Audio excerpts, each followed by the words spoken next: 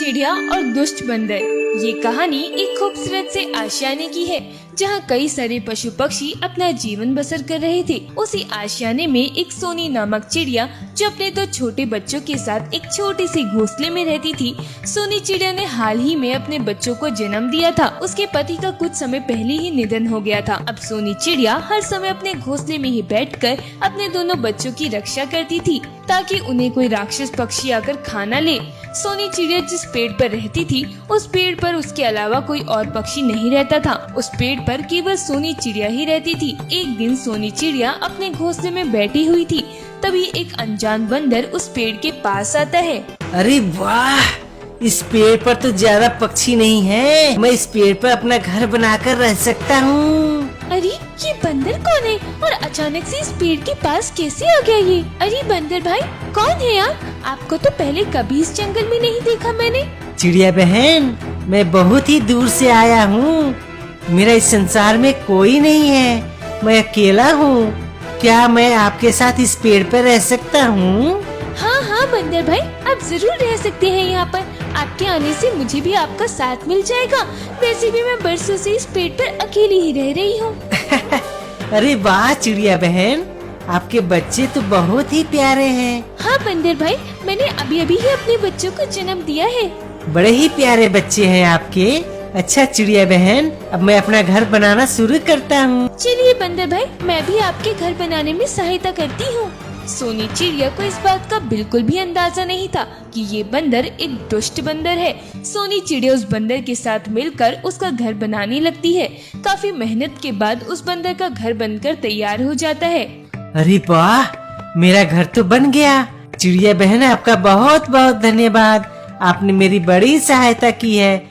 मैं आपका जीवन भर आभारी रहूंगा। अरे इसमें धन्यवाद कैसे बंदर भाई? आपके रूप में मुझे भी तो इतना अच्छा पड़ोसी मिल गया। अच्छा, अब मैं अपने घोंसले में चलती हूँ, मेरे बच्चे अकेले हैं।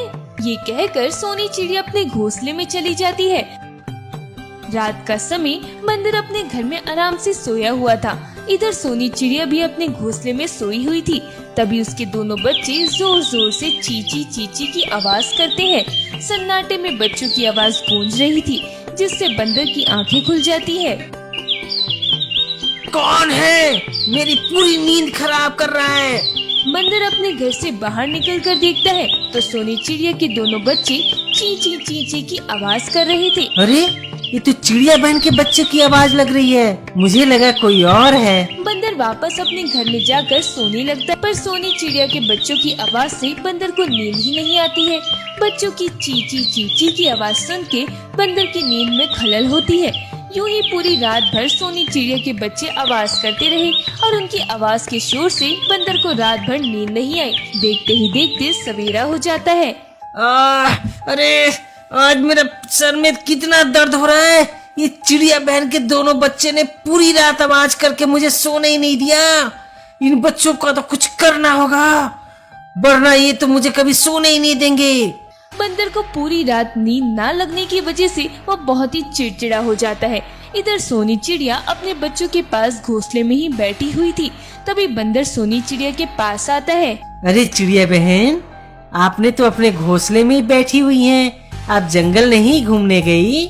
आपके बच्चे तो भूखे होंगे ना? उनके लिए आप दाना नहीं ला रही हो क्या? नहीं नहीं बंदर भाई, मैं अपने बच्चों को छोड़कर कहीं नहीं जाती। इस जंगल में ऐसे खूंखार राक्षस पक्षी हैं जो मासूम पक्षियों को मारकर उन्हें खा जाते हैं। इसलिए मैं हर समय अपने बच्चों के पास ही रहती हूँ। इन्हें एक पल के लिए भी अपने से अलग नहीं करती। अरे चिड़िया बहन, फिर आप अपने बच्चों को क्या खिलाती हो?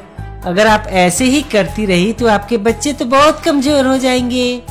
तो मैं क्या करूँ बंदर भाई? मैं अपने बच्चों को अकेला छोड़कर नहीं जा सकती।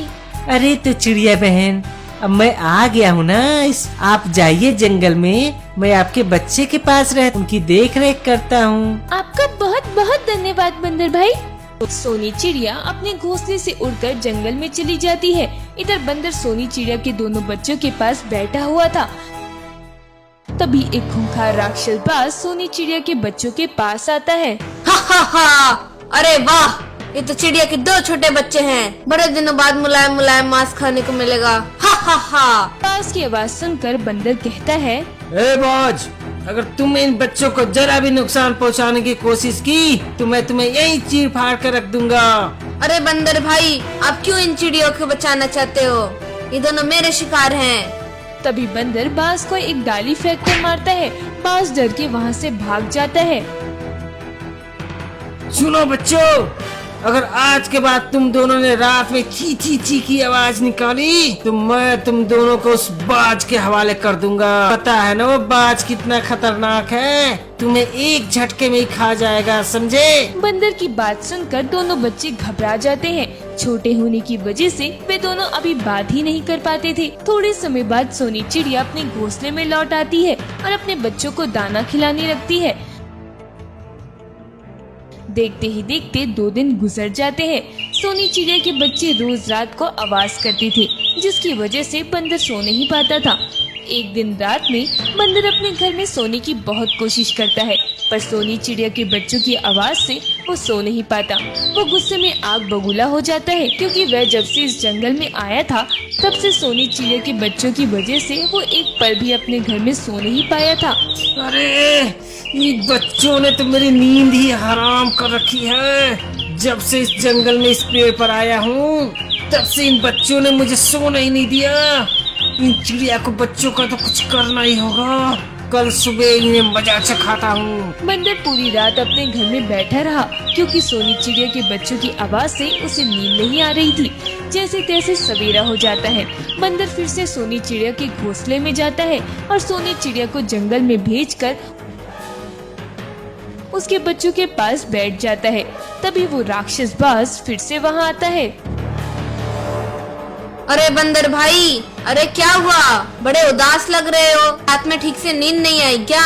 अरे क्या बताऊं बाज, इन चिड़िया के दोनों बच्चों ने मेरी नींद हराम कर रखी है। जब से मैं इस जंगल में आया हूँ इन दोनों बच्चों की वजह से मैं एक पल के लिए भी सो नहीं पाया। मन तो कर रहा है इन दोनों बच्चों को ले जाकर इस जंगल के बाहर छोड़ाऊं, पर क्या करूं, इसकी माँ ने मुझ पर बहुत एहसान किया, इसलिए मैं अब तक खामोश हूँ। अरे ये तो सही मौका है इन दोनों चिड़िया के बच्चों को अपना शिकार बनाने का। इस बंदर को तो मैं अभी बेवकूफ बनाता हूँ। बंदर भाई, यहीं पास में एक बंदर था, वहाँ भी उसे कुछ चिड़िया के बच्चे सोने नहीं दे रहे थे और वो 10 दिन तक नहीं सो पाया था। अचानक से नींद ना होने की वजह से उस बंदर की मृत्यु हो गई। मुझे तो डर है कहीं आपके साथ भी वो दुर्घटना ना हो जाए। बाज की ये बात सुनकर बंदर बहुत डर जाता है। अरे नहीं नहीं नहीं, बाज इन चिड़िया के बच्चों को ले जाओ यहाँ से, इन्हें कहीं दूर फेंक कर आओ। राक्षस बाज उन चिड़िया के बच्चों को उठाता है और अपने साथ ले जाकर उन दोनों बच्चों को खा जाता है। इधर बंदर अपने घर में जाकर बैठ गया था। तभी सोनी चिड़िया अपने घोंसले में आती है। उसे उसके बच्चे नहीं दिखाई देते हैं। तभी वो घबरा कर बंदर के घर में आती है। अरे बंदर भाई, मेरे बच्चे कहाँ गए? देखो, मैं आपके लिए और अपने बच्चों के लिए कितना सारा भोजन ले आई। अपने लिए भोजन देखकर और चिड़िया का अपने प्रति प्रेम देखकर बंदर की आंखों में आंसू आ जाते हैं और बंदर रो रो कर सोनी चिड़िया से क्षमा मांगता है। अरे बंदर भाई, आप क्षमा क्यों मांग रहे हो? बंदर सोनी चिड़िया को सारी बात विस्तार से बताता है। सोनी चिड़िया जोर जोर से रोने लगती है और वो बंदर को बहुत बातें सुनाती है।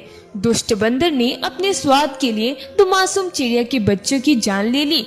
उसके बाद सोनी चिड़िया ने हमेशा हमेशा के लिए उस बंदर से सारे नाते तोड़ दिए। दुष्ट बंदर ने बहुत क्षमा मांगी सोनी चिड़िया से, पर सोनी चिड़िया ने उस बंदर को माफ नहीं किया। जिस चिड़िया ने बंदर के लिए इतना कुछ किया, उसी बंदर ने उसके साथ इतना बड़ा विश्वासघात किया। दुश्मन कोई दूसरा नहीं होता, दुश्मन तो वही होता है जो अपने सबसे करीब होता है।